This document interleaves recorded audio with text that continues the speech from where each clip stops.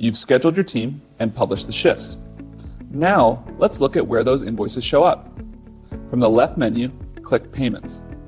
You'll see all weekly payment statements automatically created whenever schedules are published.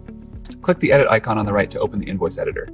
Here you can add miles, bonuses which come from your saved list, or create a custom item for one-off payments or deductions. Just add a minus sign if it's negative.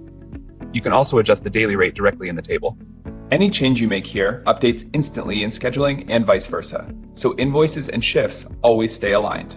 When you're done, you can download the PDF or export all payments as CSV right from the top right corner.